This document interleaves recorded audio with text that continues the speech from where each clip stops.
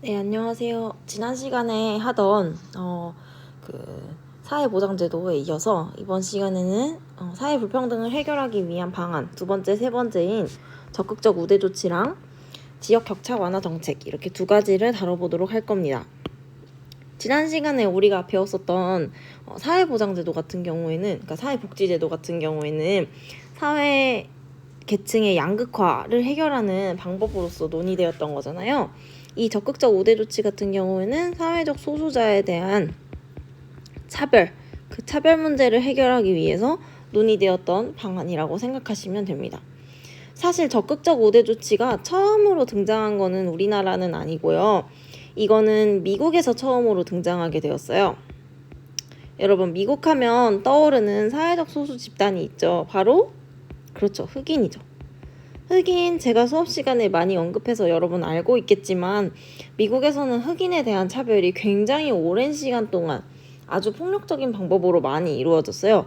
여러분도 익히 알고 있던 것처럼 마을에서 백인들이 단체로 흑인의 집에 몰려가서 그 사람들을 폭행하거나 살해하는 린치가 일어나기도 했었고요.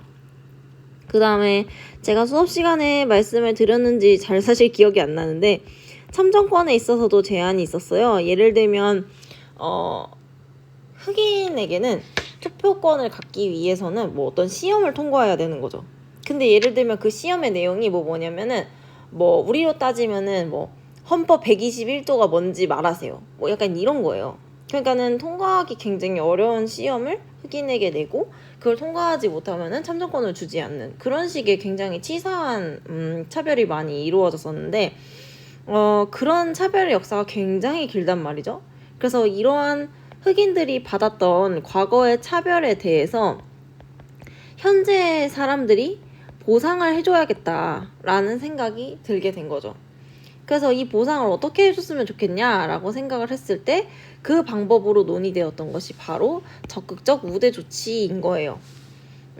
미국에서 적극적 우대 조치라고 하는 거는 대표적으로 어떤 것이 있냐면은 대입에서 혹은 대학원 입학 시험에서 백인과 흑인, 그 다음에 히스패닉계라고 해가지고 라틴, 요런 인종을 이제 구분해서 이제 받게 되는데요. 예를 들면은 같은 수능, SAT를 동일한 점수를 얻었다고 해도 다 점수가 같아도 백인은 떨어지고 흑인이나 히스패닉은 붙는 경우들이 생겨요. 그렇게 함으로써 과거에 있었던 차별을 이러한 방식으로 보상하고자 하는 거죠. 왜냐면은 이 사람들이 과거에 조상들이 차별을 받으면서 사회적으로 이미 불리한 위치에 있기 때문에 그 불리한 위치를 현재 어떻게 보상해 줄 거냐라고 했을 때 이런 방법이 제일 좋겠다라는 논의가 미국에서 있었던 거죠. 이게 이제 적극적 우대 조치의 어떻게 보면 출발이라고 할 수 있고요. 우리나라 같은 경우에는 이 적극적 우대 조치가 어떤 방식으로 이루어지는지 한번 봅시다.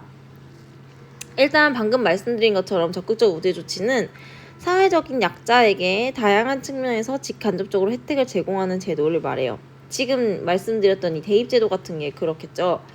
우리나라의 경우에는 여성할당제, 그 다음에 장애인 의무고용제도, 대입 지역 전형 할당제 이런 것들을 실시하고 있는데요. 일단 여성할당제 같은 경우에는 여성을 할당하는 거예요. 할당한다는 거는 일정한 양을 사람들에게 이렇게 부여하는 거거든요. 원하든 원하지 않든. 그래서 대표적인 여성할당제의 이제 시행 방식이 뭐냐면은 이따가 통계 자료를 보여드리겠지만은 직장에서 직장 인원의 예를 들면은 10% 이내를 여성으로 고용하는 그런 제도가 이제 여성할당제라고 볼 수가 있어요. 이거는 이따가 통계자를 통해서 마저 보여줄 거고, 그 다음에 장애인 의무고용제도 같은 경우에도 마찬가지로 상시 근로자가 50인 이상인 사업자의 경우에는 3% 전체 인원의 3% 이상을 장애인으로 고용하게 되어 있고, 그걸 지키지 않을 경우에는 과태료를 내도록 되어 있죠. 이런 것들이 다 적극적 우대 조치의 하나의 종류라고 볼 수가 있고요. 마지막으로 대입 지역 전형 할당제 같은 경우에도 예를 들면은 우리로 따지면 충북대학교 같은 여러분 나중에 대입 모집 요강을 보시겠지만은 대학교마다 다 지역인재 전형이라는 게 있는데, 이 지역인재 전형이라는 거는 예를 들면 충북대 같은 경우에는 충북 지역에서 중고등학교를 졸업한 그런 학생들을 뽑겠다라는 전형이에요. 사실 이렇게 하면은 다른 지역 사람들보다 충북 지역 친구들이 충북대에 들어가기 유리할 거 아니에요. 그런 방식들이 이제 적극적 우대 조치의 하나의 종류라고 볼 수가 있어요. 다음으로 이제 이런 적극적 우대 조치를 하는 거에 대해서 사람들의 입장이 좀 갈리는 부분이 있어요. 여러분도 지금 들으면서 생각하겠지만 특히 남학생들 같은 경우에는 뭐 여성할당제 시행을 바라볼 때 왜 여성만 이렇게 할당제를 실시하냐, 남자도 힘들게 공부해서 직장 들어오는데 뭐 그런 생각을 할 수 있잖아요. 그래서 적극적 우대 조치에 대해서 사람들이 찬성하고 반대하는 각각의 입장들이 있는데, 그게 어떤 근거를 가지고 이제 찬반을 하는지를 한번 보도록 하겠습니다. 이거는 윤리, 여러분이 이제 내년에 배우게 될 윤리와 사상 혹은 생활과 윤리와 좀 관련이 있을 것 같네요. 자, 먼저 첫 번째로 이제 보상의 논리라는 게 있어요. 찬성 쪽의 입장에서는요. 이거는 우리 처음에 흑인 이야기했던 거 생각하시면 되겠어요. 과거의 차별을 어떻게 보상해 줄 거냐, 그거에 대한 이야기인 거죠. 그래서 과거의 차별을 이미 받았는데 그거를 지금 어떻게 보상할 방법이 없으니까 거기에 대해서 현재의 조금 다른 사회적인 기회에 있어서 유리한 측면을 주는 것으로 보상을 해주면 어떻겠냐라는 게 이제 보상의 논리가 되겠죠. 그 다음에 재분배의 논리 같은 경우에는요, 우리 재분배 앞에서 배웠어요. 언제 배웠어요? 사회보험이랑 공공보조 할 때 배웠죠. 재분배 앞에 뭐가 붙었어요? 소득재분배라는 말이 붙었지. 소득재분배가 뭐였어요? 부자의 소득을 가난한 사람에게 나눠주는 것. 그게 우리가 재분배, 소득재분배라고 이야기했잖아요. 그것처럼 이 재분배의 논리는 지금 우리가 점하고 있는 유리한 위치를 사회적 약자에게 나눠줘야 된다. 그게 이제 재분배의 논리라고 보시면 되겠습니다. 그 다음에 세 번째는 공리주의 논리인데요. 공리주의는 아마 여러분 중학교 때 들었을 수도 있는데, 공리주의의 말을 한마디로 줄여보면 뭐냐면요, 최대 다수의 최대 행복을 추구하는 주의예요. 그래서 얘는 사회적으로 행복의 총량이 있고 그거를 이렇게 늘릴수록 좋은 사회가 된다, 요렇게 보고 있는 입장이거든요. 그래서 이 공리주의의 관점에서 이 적극적 우대 조치를 봤을 때는 사회적 약자를 배려하게 되면은 사회적 약자가 사회에 가지는 불만이나 갈등이 줄어들게 될 거 아니에요. 그렇게 함으로써 사회 전체가 행복해진다. 즉 사회적 행복의 양이 늘어나는 하나의 방법이기 때문에 적극적 우대 조치는 좋은 거다라고 이제 이야기를 할 수 있겠다. 그런 이야기입니다. 자, 그 다음으로 이제 반대 입장을 한번 볼게요. 이 적극적 우대 조치에 반대하는 사람들도 마찬가지로 세 가지 논리를 이제 제시하고 있는데, 먼저 첫 번째는 역차별 논리죠. 이게 이제 제가 이 표를 처음에 말씀드리면서 이야기했었던 남학생들 같은 경우에는 이 여성할당제가 부당하다고 생각할 수 있다. 왜 나는 똑같이 했는데 왜 차별하냐. 이 백인과 흑인의 이 SAT 점수 사례에서도 마찬가지죠. 미국에서 실제로 이런 사례가 굉장히 많은데, 똑같은 점수를 받았다는 거는 사실 노력을 똑같이 했다는 거랑 비슷한 이야기잖아요. 근데 똑같이 노력을 해도 백인은 점수가 같아도 떨어지고 흑인은 합격하고 이런 일이 발생하는 거는 사실 이 사람 입장에서는 굉장히 부당하게 느껴질 수가 있죠. 그래서 사회적 약자를 배려하는 것이 다른 사람들에게는 또 다른 차별로, 즉 역차별로 이어질 수 있다는 그런 이야기가 있습니다. 그 다음에 부당한 책임 전가의 논리, 이거는 무슨 말이냐, 책임을 전가한다는 건 무슨 말이냐면요, 책임을 떠넘긴다는 거예요. 자, 이거는 흑인의 사례를 생각해보면 좋을 것 같은데요. 지금 현재 미국 사회에서는 흑인이 이런 대우를 받지는 않죠. 그쵸? 그리고 이렇게 흑인을 차별했던 백인들은 다 어떻게 됐나요? 다 나이가 많아서 죽었어요. 그러면은 이 후손들인데, 지금 이 백인들은 그 사람들의 후손인데요. 그러면 이 백인이 이 사람들을 괴롭혔나요? 그건 아니에요. 그러니까 즉 직접 가해했던 사람이 아니라 후손이 이러한 부당함을 당하면서 보상의 책임을 져야 된다는 말이죠. 그게 이제 좀 부당하다라는 논리가 또 있습니다. 마지막, 업적주의에 위배된다는 건데요. 이 업적주의는 저희가 앞에서 배웠던 업적에 따른 보상을 생각하시면 될 것 같아요. 원래 우리가 앞에서 어떤 게 정의로운 거냐라고 했을 때 업적에 따른 보상이 정의롭다고 생각하는 입장이 있다라는 말씀을 드렸는데, 이 업적에 따른 보상과 전혀 상관이 없다라는 거죠.